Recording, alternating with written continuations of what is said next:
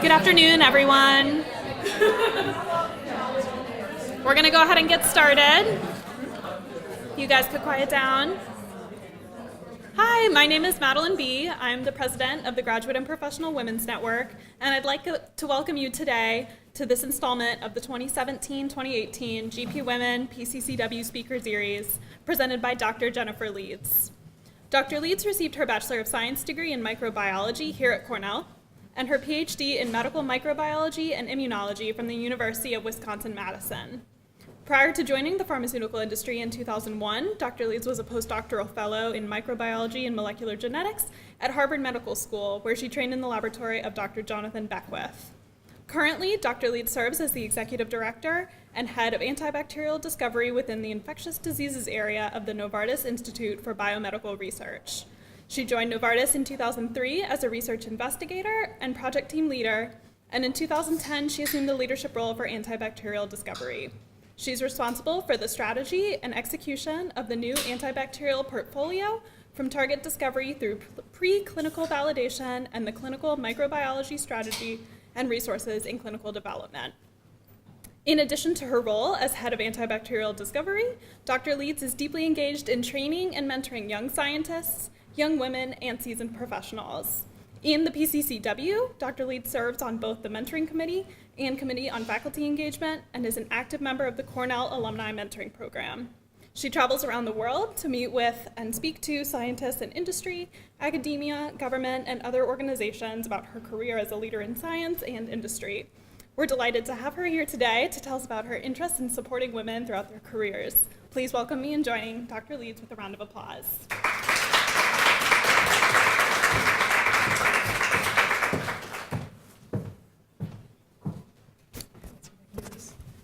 Hopefully you can hear me well enough. Is that all right? Okay, I'll speak loudly. I realized I didn't have any pockets or belts or any place to put the little microphone thing, so I'm going to have to use this. So thank you, Madeline and PCCW and the grad school for inviting me to come and speak with you today. So I have never talked about this topic publicly. This is sort of a test run for something that I'm trying to figure out whether there is a conversation to be had here or whether, anybody has any comments about this topic. So when PCCW asked if I would be involved in some of the leadership discussions that go on here, I decided to do this topic just so that I could use this as a test audience. I feel like this is my old home. My son is a student here now, so it's sort of like a current home. And so I'm using you guys as a way to gauge how we should be having this conversation. So what I'm hoping is that as I go through the slides that we just use them kind of as reference points and not necessarily as something I'm going to sit here and read. Stop me whenever. If anybody wants to share during the talk, please do that, because like I said, I don't have any prescription for how this should go. So let's just see where the conversation leads us.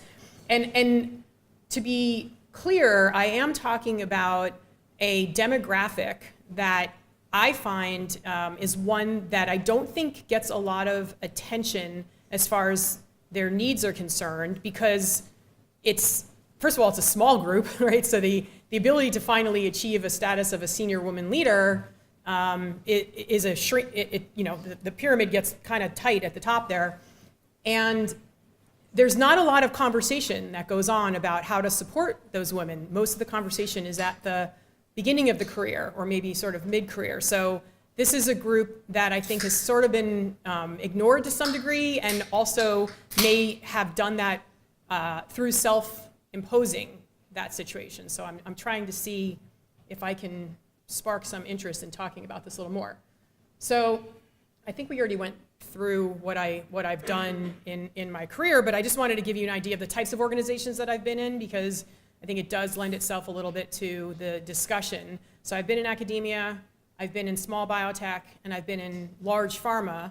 And the large pharma that I have been in for the past 15 years is actually based in Switzerland. So I've lived and worked in Switzerland as well. And so that's an interesting place to be a a woman and a leader as well. So there's the US culture, then there's the Swiss culture, and then I've worked in a couple other parts of the world as well. And so it's just you see different perspectives everywhere you go.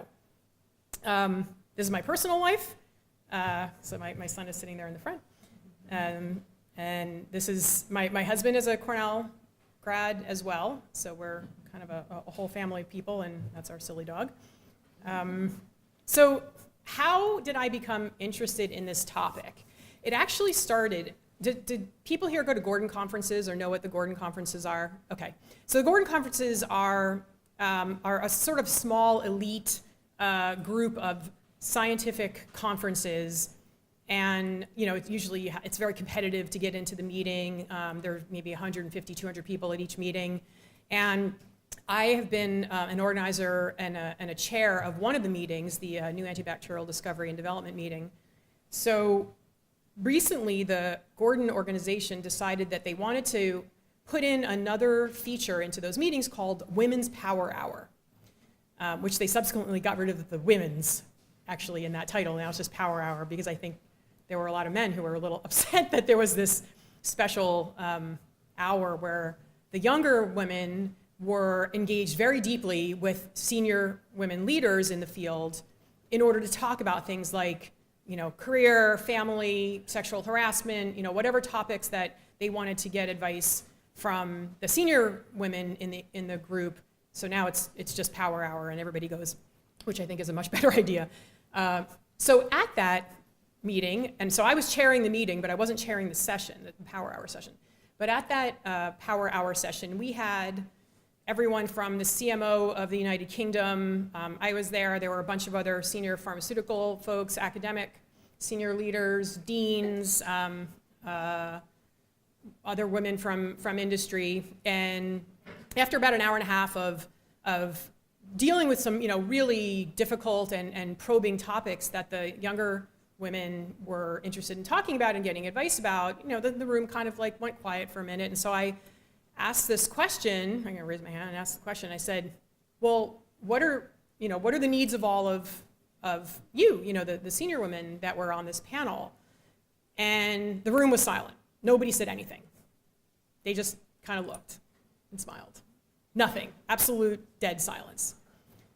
Okay, so the session ended and off we went. And for the next 4 days, or however long we were there, individually, each of these women came up to me and talked to me about something that they were dealing with.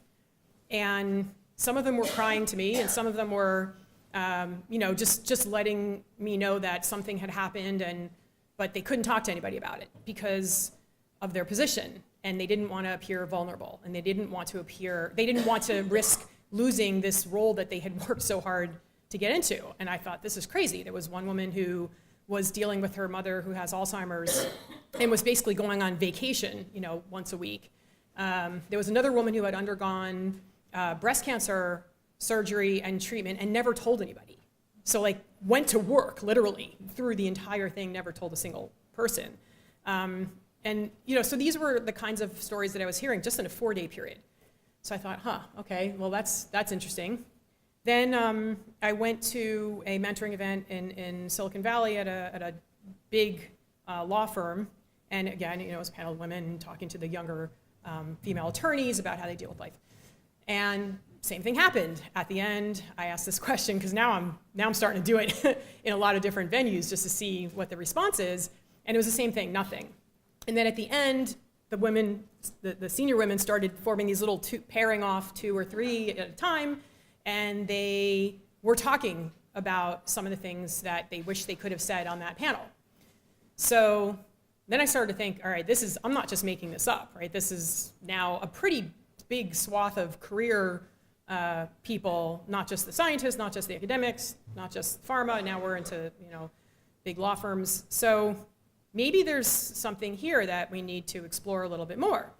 So then I just started watching the way that people were behaving at work, and I realized that there were women, even some who are in my group, who are older than I am, and they were getting up and leaving meetings and coming back, and getting up and leaving meetings and coming back, and every time they would do that, they would have less clothing on.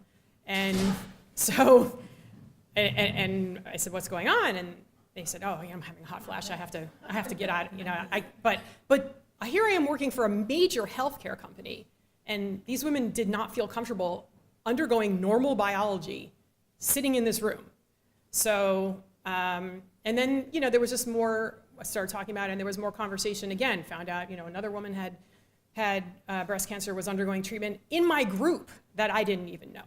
So this was the origin of this whole topic. So we'll see where we go with this, but these are the takeaway highlights. I think I had to submit these, so they're all written somewhere in the ad for this meeting, so I don't want to spend a lot of time on that. But basically, the questions are, how are we enabling women throughout the entirety of their careers, whether it's for pay, volunteer, whatever you choose to do throughout your life. How are we doing that? And what is it that's holding, especially the senior women leaders, back from asking for help? And how do we get the next generation of women who we sort of paid it forward for by enabling them to be able to have a nursing room that wasn't in a radioactive basement like where I had to nurse my children. So now I think there's better facilities for things, and maternity leaves are much better than they were. I didn't have a maternity leave for either of my kids. So how do we get the next generation then to support the women who are senior leaders now, and yourselves, right? Because you're all going to be in this situation, and I'm not sure there's a lot that is being discussed about this issue. So that's the takeaways and highlights. These are just some examples that I pulled together from what people were struggling with but didn't really have the ability to talk about, including the empty nest syndrome. I mean, the day that he left my house and moved 3,000 miles away to go to Cornell, I was a mess. I mean, I'm sitting in my office like typing, and the tears are just pouring down my face.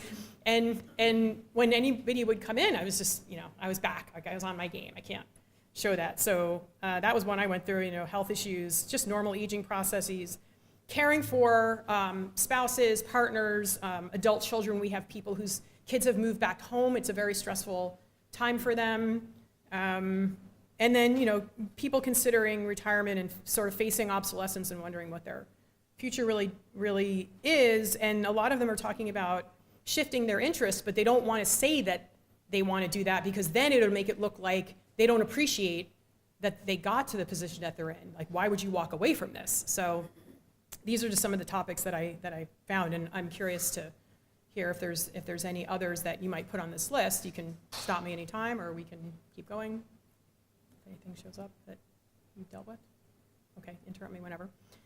So what's at stake with this situation? Like I said, there's the perception of being seen as weak and vulnerable and not on your game. There's the fear of losing out to another colleague or candidate.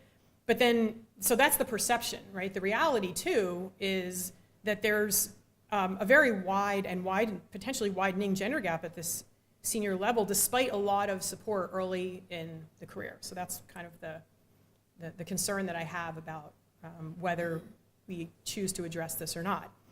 So it was interesting. I looked at the Pew Research Center. They ask, why aren't more women in top executive positions? And the top line reason is that women are held to higher standards than men. And I'm wondering, is that self-imposed? Because I don't think that's actually necessarily true. I look at, when I do performance reviews for the 40 people that report to me, I don't discriminate at all. And my company is actually pretty fair. I've not seen that happen. But what I think is happening is that the women themselves are putting that pressure and potentially holding themselves to a higher standard than the others. So I don't know how this survey got responses, but I'm wondering, and that's a big number. I mean, to say that that's the number one reason why there's a gap in that senior position is that they're held to higher standards than men. I'm just wondering, whose standards are they then holding themselves to? Is it a general standard, or is it something that you just pushed yourself to be in a place that you can't sustain that? So when I started thinking about this talk and decided that I was going to talk about this here, I realized that I'm not an expert on this. This is just purely observational. I don't have any degree in whatever it is that this lends itself to. I mean, I'm a microbiologist.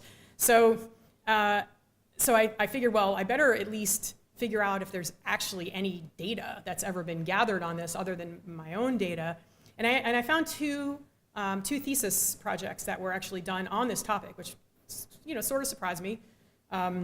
One is from this woman in Australia, and it's exactly what her topic was, which was she went and surveyed a whole bunch of senior women leaders in different industries. They were all in Australia, and then asked them, what is it that you're dealing with or thinking about? And it was as you're going through the change, right? So these are women that, it was focused mostly on menopause, but it wasn't specifically about that topic. And then there was another publication from a woman at Arizona State who had sort of a similar theme, although it was much more on the feminist side. So it was more in looking at that angle than looking at this specific topic of aging or menopause. So what I did is I pulled from those two theses and used that to kind of frame the different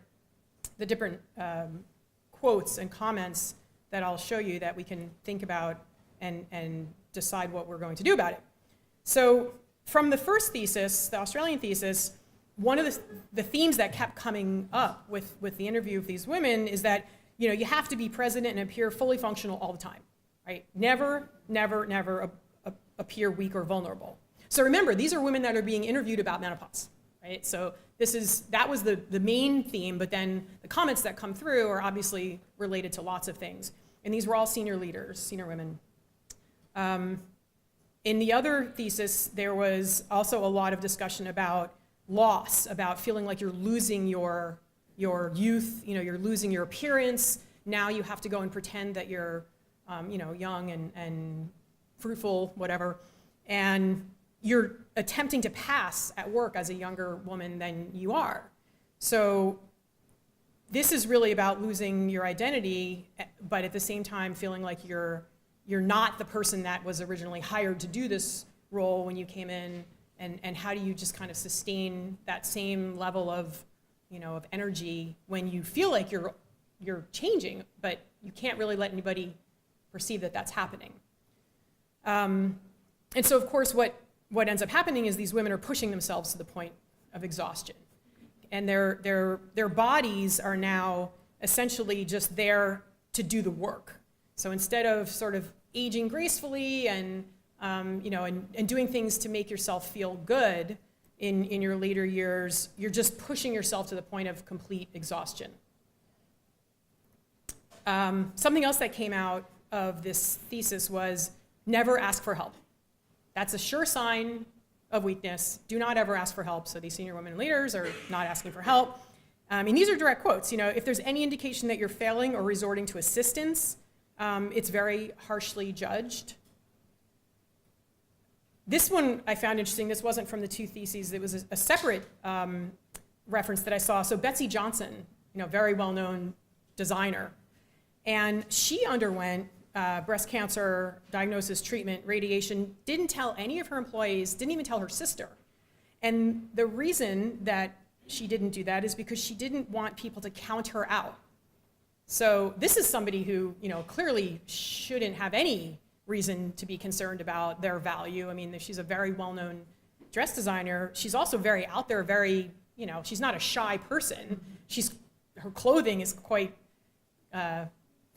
what's the word? I don't know, flamboyant, what lack of a better word. She hid this from her employees and from her own family because she was concerned that they were going to take her out of her role and out of that position of power.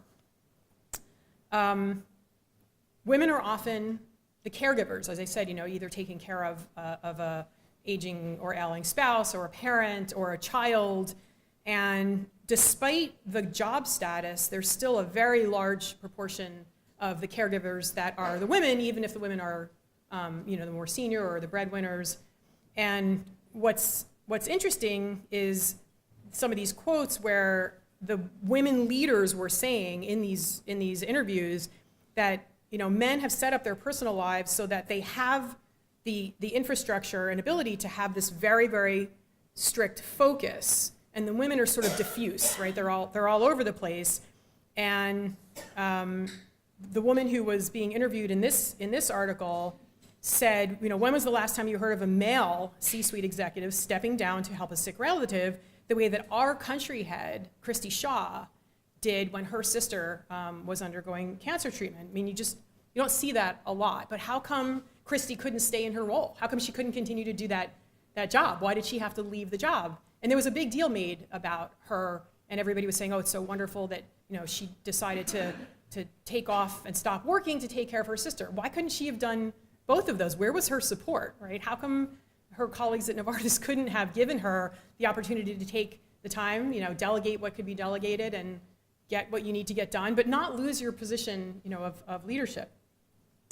And what was interesting is that the men were perceived as being, he's so good to his parents, he's a great guy, but the women had gone from this perception of being these kick-ass executive leaders to somebody who had gone soft.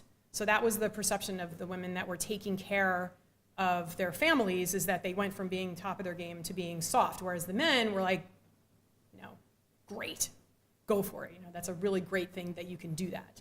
So the perception of the women changed from being someone who was very much in control and very much in a position of power to having gone soft, and the same perception wasn't seen with the men that had been in that same situation. So switching topics now again. Speaking of seeing you sweat, there was a survey, 74% of women say that menopause is affecting their work life. So there was an article published about this, and yet in this thesis, it was very clear that this was an absolute no-fly zone. You do not talk about this. This is not a topic of conversation, even with other professional women. And so these women were saying, certainly I can't think of a professional woman I've had a discussion with about menopause. It just seems like a totally taboo subject. So we have women who are visibly pregnant at work, and that's fine. That's supported. That's something that people have come to accept. When my mother was a young teacher, she had to leave her job because she was visibly pregnant. So there was a time when you couldn't be visibly pregnant, or somebody might think you might have actually had sex. Oh my goodness. And so now that's all good. Women come to work, and as long as it's a safe environment, they can be pregnant at work. But the same is not true, and the same discussion and the same sort of normalcy is not true about menopause. So there was this online HR, not a chat room, but something where you post topics and then you get responses from people who are in the larger HR community, and everyone's sort of helping each other with different topics. It's called Toolbox HR. I didn't know anything about this till I started working on this topic. And there was a post in there, the president of a North American division, some big company, said, "What are you doing for executive women who are experiencing hot flashes in the boardroom? What are we doing for women who are achieving peak career opportunities and menopause simultaneously?" And the room went silent. There was nobody said anything, and somebody just sort of jokingly said, "Open the windows." And that was it. That was the end of the topic. That was the end of the conversation.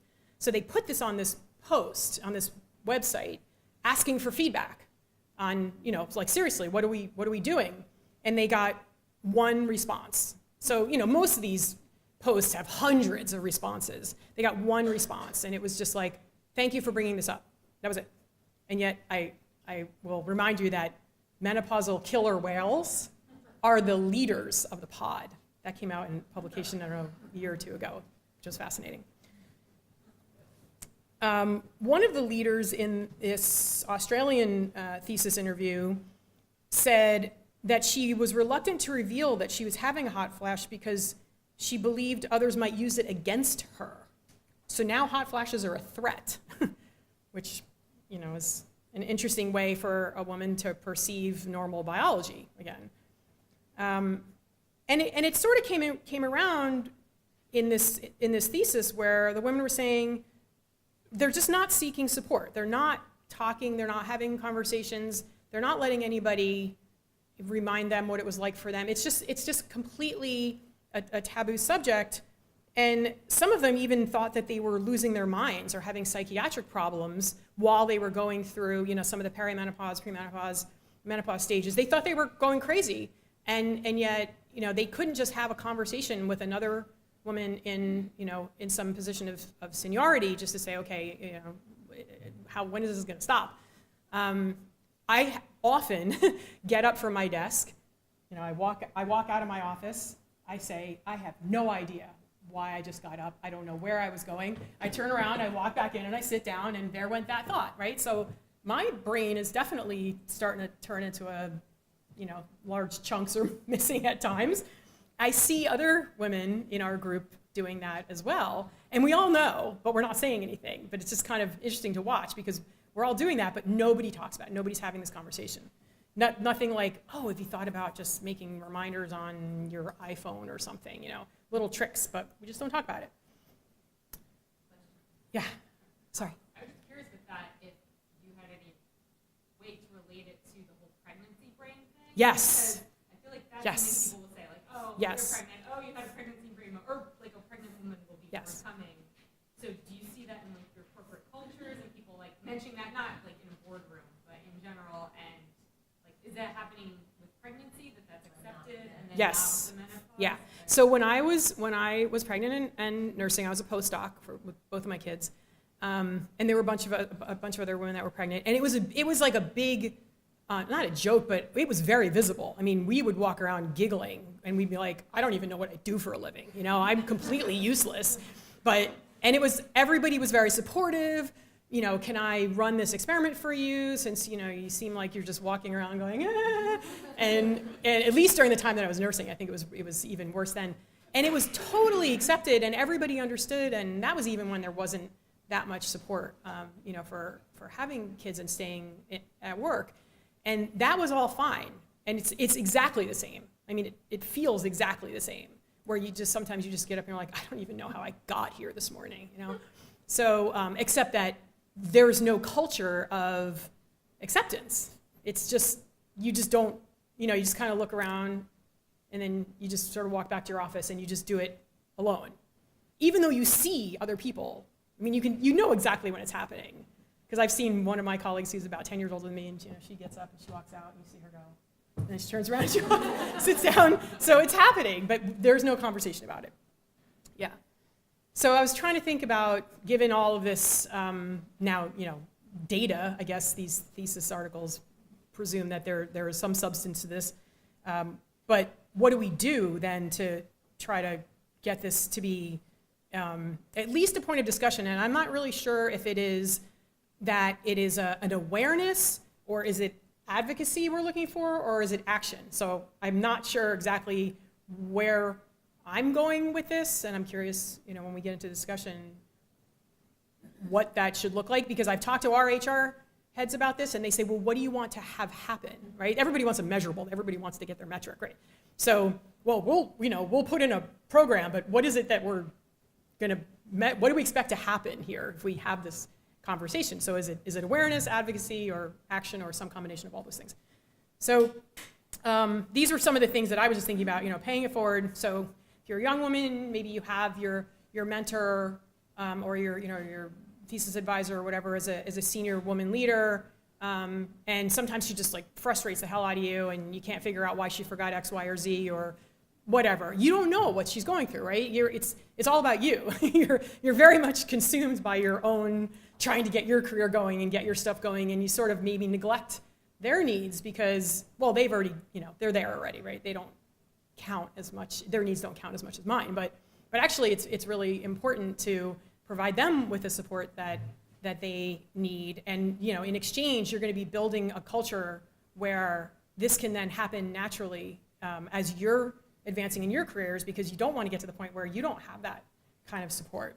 Being sensitive to life changes, offering support even if you're not asked. I mean, sometimes it's just the acknowledgement that if you sort of mention something like, oh, I saw, you've been getting up from your chair, walking out, not figuring out where you're going back, is there anything that I can do? Or here's a hint about how I keep track of, things when they come to my mind so that I don't lose the thought. And you don't have to go further than that, but just the acknowledgement that you might be able to offer some support without having it be, a big visible thing.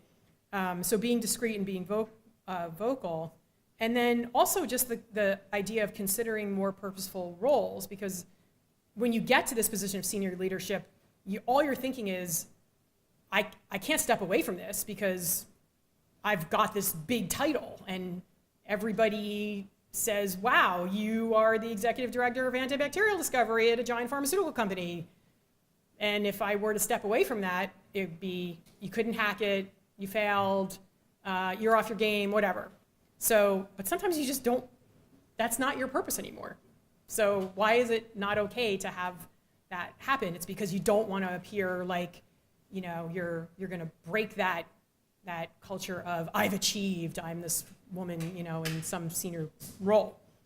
And then, you know, what else can we do? So it was very clear from these theses and from you know, other interviews and just looking around at this going on, that we really need mentors for women in midlife, not just in early career, and that midlife women who are in these positions of power have to actively seek and cultivate these proteges who will become the midlife mentors. So I'm standing here asking you to please become, you know, part of that dialogue, because then this will be something that just becomes a natural progression throughout all of the stages of your career.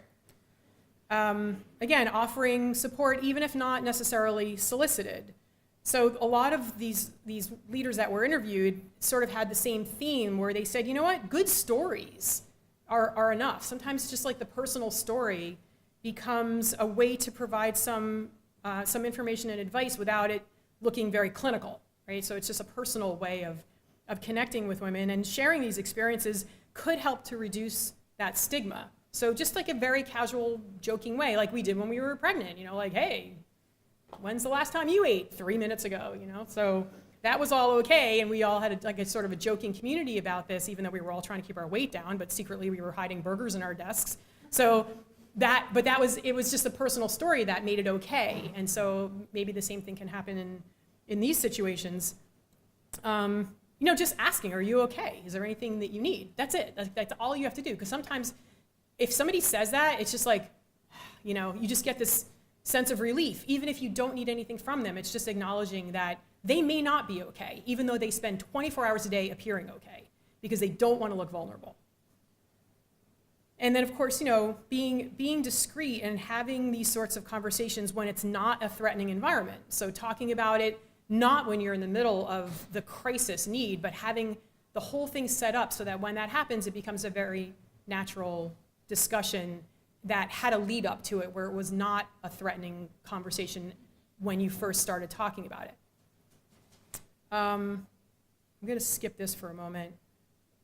So Frank Rhodes was the president when I was graduating from Cornell. In fact, we were his last class, his last commencement. He was our commencement speaker, actually, as well. And I went back and I looked at the commencement speech that he gave to our class, and he asked, you know, how has Cornell prepared you for the changes that surely lie ahead? And I thought that was very insightful of him to be saying. And he also said, you know, there's the transcripts, there's the skills, there's all these other things that you achieved here, but that's not it, right? It's also the way that Cornell has prepared you to live, work, and most of all, serve a diverse community. Now, this was 30 years ago when he was talking about this, and that message really, when I went back and looked at that commencement speech, because I was looking at it for a different reason, it really struck me that that's something that's really special about this place, and something that he talked about very openly at the time. And I certainly hope there's, you know, still a conversation going on about how we can serve in a very diverse group. So that's my topic, and now I would love to open this up to discussion.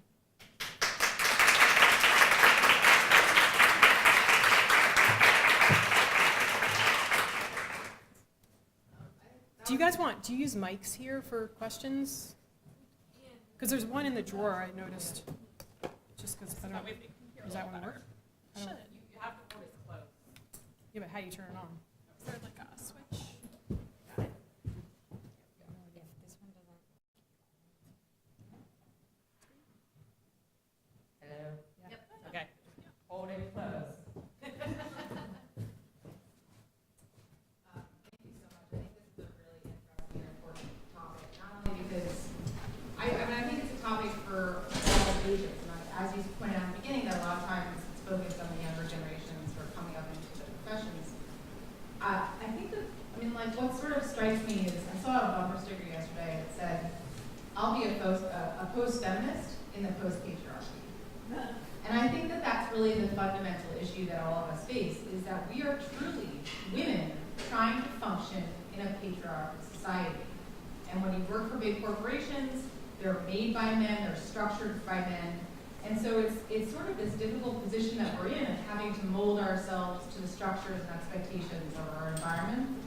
And so fundamentally what needs to change is gradual change, because it can only be gradual. Gradual change where women institutionalize the idea that you can talk about your health problems. And I mean, it's fascinating to me. I'm a fifth-year PhD. I have a very difficult advisor working with an older man, and he calls me hun, and and every day he tells me what I do wrong and I think what I do right. And it just strikes me that it's having the capacity to have the compassion to understand how to speak with people starts from this younger age. And so I think it's important to talk to have these conversations with younger people. But ultimately, I think it just is going to rely on women in these more senior positions who just basically don't give a hoot, who are willing to say, I'm really sorry, I got to take my jacket off. I mean, like, there's a scene from Sex and the City where she's up there, where Samantha's up there, she's got breast cancer, she's going through chemo, and she takes her wig off, right? And all these people in the room take their wigs off. And so, I mean, not to like kind of put the pressure back on you, but I think it ends up having to be the female leaders that start institutionalizing the practices that make it easier for the younger generations to stand on their shoulders. Well, that's why I'm standing here. I know. And I have to say, I began my career at Cornell, and this may be career ending. So, no. I mean, it's not lost on me that I don't have permission to be talking about this, because this is separate from anything that I do for work. And this is a huge risk, but I don't know how else to function in the capacity that I do as a mentor and as a senior leader if I keep ignoring the signs that I see from a community that looks like me.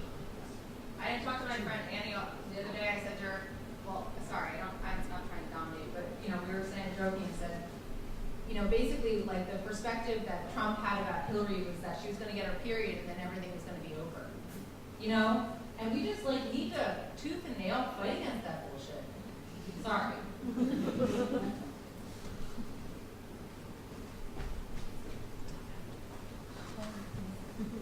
So my mom is a senior VP in Silicon Valley, so and she talks to me about a lot of these things, so I totally understand and get where you're coming from and everything. But I was wondering, when you're talking about like the midlife mentors, what that looks like in your mind, because I can't imagine to be somebody younger who hasn't gone through it, but I also imagine it's hard to connect with somebody who maybe has gone through it already, who is out of work or is retired, stuff like that. They're no longer in the VP mindset, if that makes sense.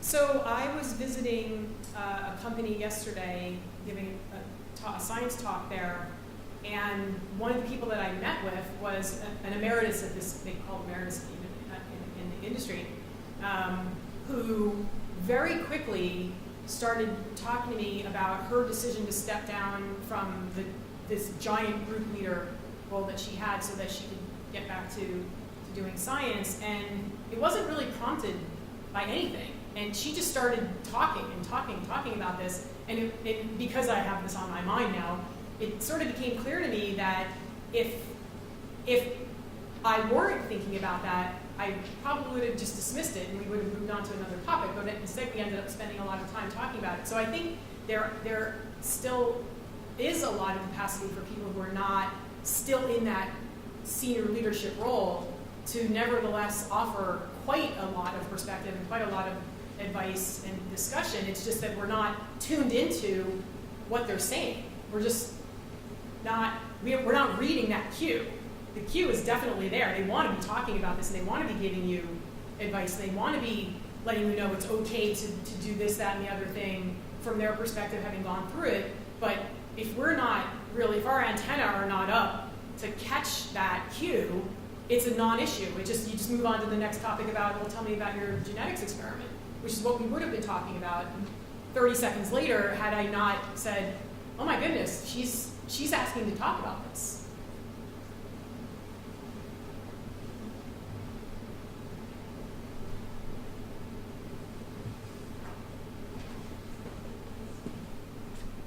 So I actually have a semi-similar question because my mom isn't quite menopausal, but she's almost there. And I know that a lot of the things that I talk to her about, like feminism and that sort of thing, is she's a very strong leader and she's always been a strong female, but she doesn't think that there are issues anymore. And she doesn't recognize some of the things that you were talking about as an issue. So how do I frame a discussion with her to make her realize, hey, this isn't right, like I should be getting more respect? So it doesn't surprise me, based on these surveys, that she doesn't think it's an issue because, again, it's not discussed. So it's hard to know how many of your peers and colleagues and competitors are actually dealing with this when it's not talked about. So you might think for a brief second, well, maybe this is a concern that I'm going through, but I'm just going to ignore it and pass it off. So it doesn't surprise me, especially if she came up through a generation where, it was hard enough to get into that role. So there probably wasn't a lot of discussion, and it's probably thought of as a non-issue because it was just kind of squashed, and you didn't really have that peer group and community to talk about it. And from what I'm seeing, it still doesn't happen today. So it may just be things like this, like kind of going deeply into people's experiences where somebody had to literally do a thesis on this to finally get, the data to come out. And like I said, even on that HR website, there wasn't a single response to that question. So it doesn't surprise me, and I think the only way to approach it and have it become at least a point of discussion is to point to the fact that there are people who are raising this when sort of pushed to do it. They've signed a consent form saying I'm going to be in this survey and I decided to stay in and keep my consent. So that's what it took to actually get this to become data that you could actually look at and analyze and use. So yeah, I think it's pointing these things out like very tangibly. Okay, this is tangibly, this is real, and it's not surprising that you don't think it's an issue because look, right? That's exactly what people are saying, is that they didn't have an audience, they didn't have a community to discuss this. Maybe it's not real. I don't know. That's why I'm sort of using this to kind of gauge how real is this? Is it? I'm just doing it, looking at, just observing my friends and colleagues who are all senior leader women, but I'm seeing it. So I don't know. Is it a small issue? Is it a big issue? I honestly don't know. So it's only through doing the research that you'll come to find out whether this is something that needs to be addressed or whether it's, I don't know, a small minority. I have no idea.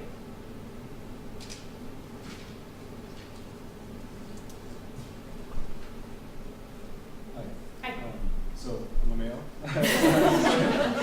You do not need to gender identify, by the way. It's somewhat relevant. So I never, so I won't really understand what it means to go through menopause or to be pregnant. And so I guess how can, in your opinion, how can men, how best can we help, provide a supporting environment without being weird, right?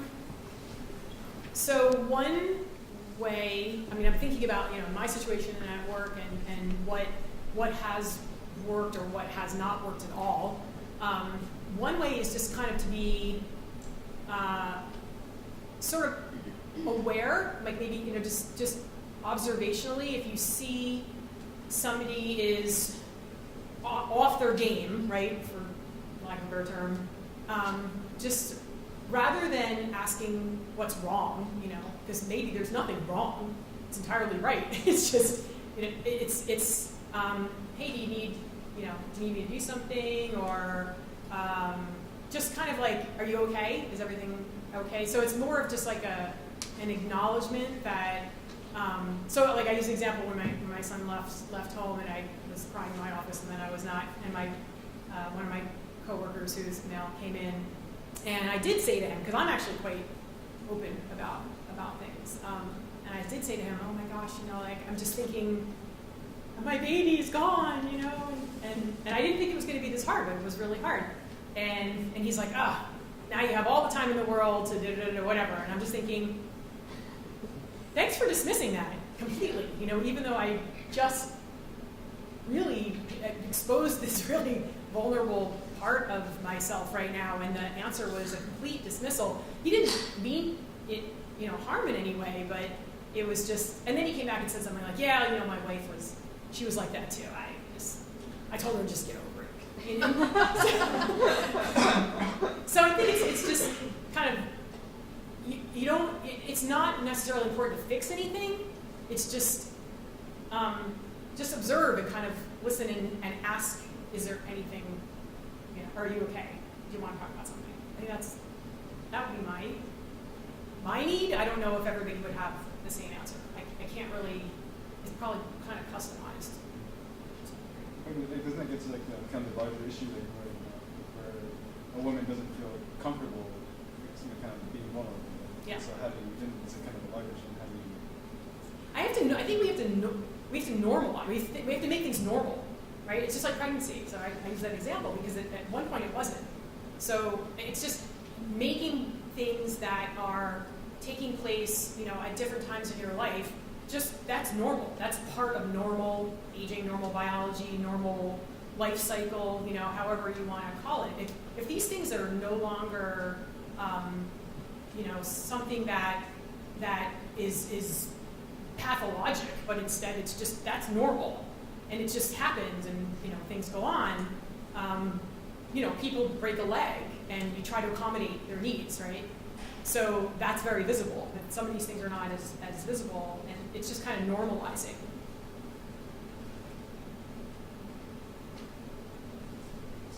Thank you so much for your presentation. When you were talking about the Pew Research data and wondering, sort of hypothesizing how much of that was sort of self-inflicted, it reminded me, I'm a career advisor and coach in the business college, and I was just at a talk about negotiations and the gender story there. And the professor at SC Johnson MBA program, her research focuses on sort of stereotype threat, imposter syndrome, and so she used this great example.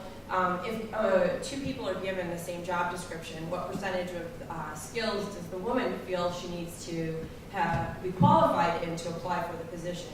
And it's 100%. Yeah, and then more than that. Right, and then more. But men, and no disrespect to the three gentlemen in this room, it's 60%.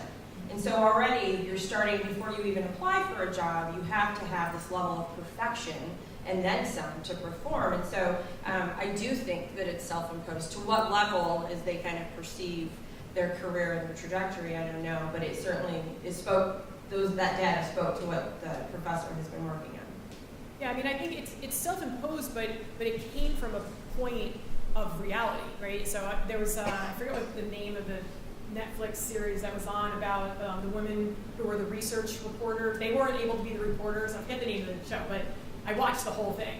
And it was like Nora Ephron got her start right through that whole, it was Newsweek, but it was News of the Week or something like that. And, these women were having to do more than the male reporters, more and more and more and more in order to be anything but a research associate, basically. So it may be self-imposed to some degree now, but it certainly had a reality that was the origin of feeling like you have to be that not vulnerable, on your game all the time, because you're being compared in a sort of unfair way. It may not be the case now, but that was the history. So you're still using that gauge. But also there's the resumes. Yeah. Yep. Emailing, so that's more of a test of the institutional bias. Being real as opposed to just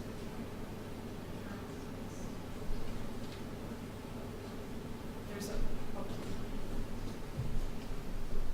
I was just having been pregnant as a grad student, and then breastfeeding, going through the weaning process. Everybody, it was very easy to talk about breastfeeding. It was very easy to talk about being pregnant.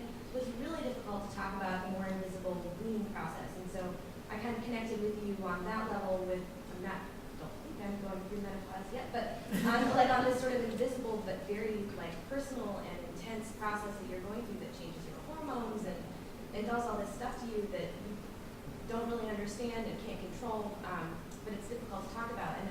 And one thing that really struck me about the weaning process was nobody told me about it. Yeah. It's not talked about anywhere. Nobody, none of my health professionals talked about it. And so I'm thinking about, as it going into, just as a way for younger women to start as maybe as mid-professional mentors or just thinking about the process, one way you can start paying it forward is to do yourself the service of asking your healthcare professional to really prepare you for, the process of menopause, and that you could be going through perimenopause starting much earlier than you think you might be in. Because it really isn't talked about. I mean, I learned about, you learn about periods and healthcare papers, but like nobody really talks about the other processes. Yeah. So I'm just thinking about where we can start as younger female professionals. Well, if there's any, women who plan to be in the healthcare profession, are going to be providers, that would be a great thing to make sure you always put in, even if it's not, even if you're not an OBGYN, in any with men and women, just to be able to have this be a topic that comes from somebody of authority too, right? Because that's often a place that people look for their first bits of information in order to make it normalized to some degree. There's two up here. One's my mom, so I kind of have to move her. I do want to say that about 20 years ago, Cornell held a multi-conference kind of group for women who were menopausal, postmenopausal, etc. And it was an excellent number of meetings that I went to, and this was the first that I ever heard of anything like this. And I, at the time, was actually premenopausal. And I'm listening to these women talking, including one woman who said her grandmother was 85 years old and still getting hot flashes. And I was like, well, that's not something I had heard of. And I thought it was great that Cornell had done this. And they actually gave us suggestions to help. Mint tea, for example, is one of the things you should drink when you're having a hot flash. Hot mint tea. Would I have known it now? But there was an effort. I can't remember which department actually held this. I think it was probably one of the health services. But it was amazing 20 years ago. I thought of this. Yes. So just to make mention of one thing, I talked to Dean Moore about this topic and told her that I was going to be presenting this because I wanted to understand what the services and support that Cornell has, and so it does seem like there's actually quite a lot, through different organizations. Although one of the things that I talked to her about as well is, when you're in a position of senior leadership and you are having to take time off or mental time off for any reason, one of the things that really works well is to be able to delegate, right? So you want to be able to delegate some of the work that you're doing to somebody who's coming up in their career, would really benefit from getting some of that additional responsibility and not perceive them as a threat, right? Because we tend to not delegate either because we don't want somebody taking over our role. But maybe that's not the way to look at it, right? You give somebody who's less experienced an opportunity. Maybe they're not ready, 6 months later to still be in that role, but you've given them the opportunity to see what it's like and have them then start to ask questions about, wow, when I was delegated this, I didn't know how to do X, Y, Z, or I didn't understand, what you do. So maybe part of it is we do need the time to just get away every once in a while and deal with whatever we have to deal with. We can delegate to somebody else. We shouldn't feel threatened by doing that. And then we're providing them a very visible reason for having that happen. I'm delegating to you because, quite frankly, I've got to deal with my mother, putting her into a nursing home, whatever, and I just can't manage this right now, and I need somebody responsible, somebody who's got the potential to be able to grow into this kind of a role, to be doing this now, whether it's a man or a woman, but so I think we also have to be ready to step away when we need that, because we cannot talk about our needs and expect things to change if you're not going to actually act on what your needs are demanding. So it's talking about it and saying, but of course I never, I understand that you're going to be dealing with the same thing, right? We've got to make it a culture of normalcy, provide opportunities for other people, not feel threatened at the same time, and it becomes just sort of like a giving thing as well as a taking.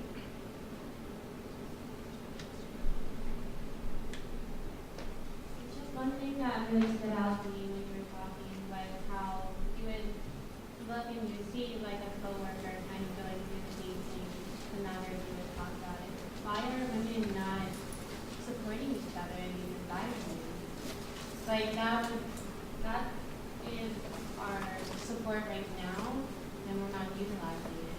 What can we do to make sure that women are holding each other up? Yeah, I mean, part of it is because it's very competitive. So, I would go to executive retreats, there would be 200 people there, and 6 of them would be women. So, you know you're a bit of a statistic, and you know that to some degree they had to pick X number of people, right, in order to fit whatever their diversity and inclusion goal was for the year. So it's competitive, and you don't necessarily want to be the one who isn't living up to whatever that expectation is. So it's really through like the lean in circles. I don't know if you guys are aware of lean in. I mean, I'm not a huge fan of Cheryl Timer, but the lean in thing did help because it brought people together, especially a lot of senior women. And there we will talk about things, but it took our group over a year to even talk about health issues at all. I mean, we talked about finance, we talked about leadership, we talked about mentoring, all these topics that were really easy for us, negotiating skills. As soon as we started talking about our own personal needs, it was like, wait, but now we're exposing something that has nothing to do with our job and our role. So I think it is just sort of getting people to have that be part of, just the normal way of living. I mean, when I worked in Switzerland, it's normal for people to take 3 months off and go backpacking and hiking. In the US, it's not, right? So there, the culture is, when I go on vacation, phones are off, I go away for weeks and weeks and weeks at a time, totally normal. So as an American working in Switzerland, I thought, oh my gosh, how do you keep your job? I don't even know. How do you remember what you did 3 months ago? But it's completely normal there. So some of it is just getting this to be part of your normal life. And that had nothing to do with your work. That was all the personal time. But amongst that culture, that was normal. So I think we just have to get it to be a conversation that's just part of your normal work life.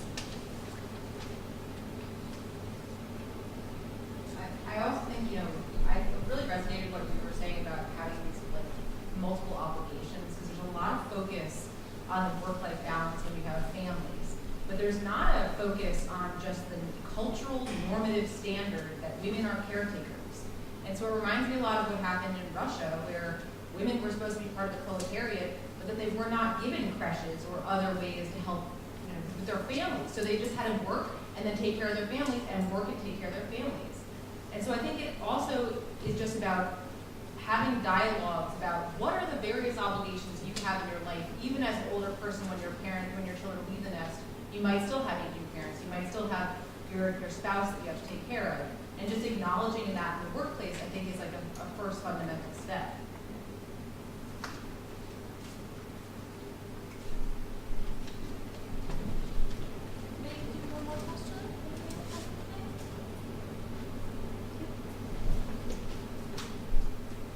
I'm having trouble with the self-imposed. On the one hand, there actually is a lot of research about our culture's negative attitudes towards aging. So we've got that. And it would be silly of us, the social scientists. It would be silly if we didn't imagine that sexism, which is still quite alive and well in our culture, doesn't in some way impose on women those same kind of standards that I don't disagree with you that we also do it to ourselves. But it's not just coming from ourselves. It's still very much out there, and it hasn't changed. And when I was teaching college, it was amazing to me that, and this was post the 70s, even into the 80s, where the young people, young women in particular, they thought all the feminist work had been done. They were just beneficiaries of it. And I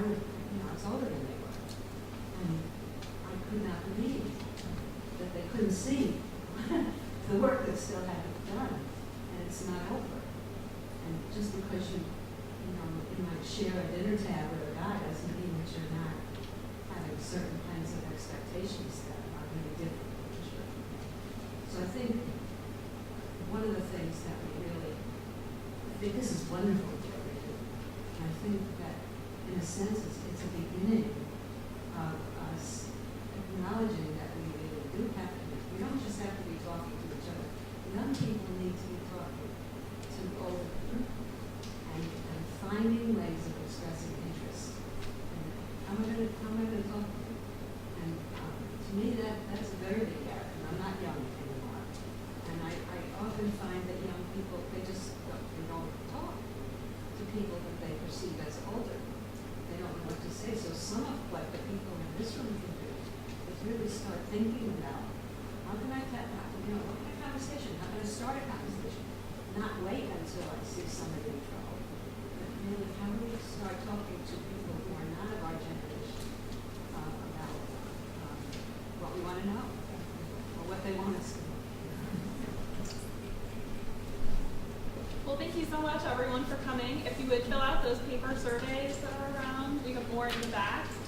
That helps inform the rest of our programming. And have a great day.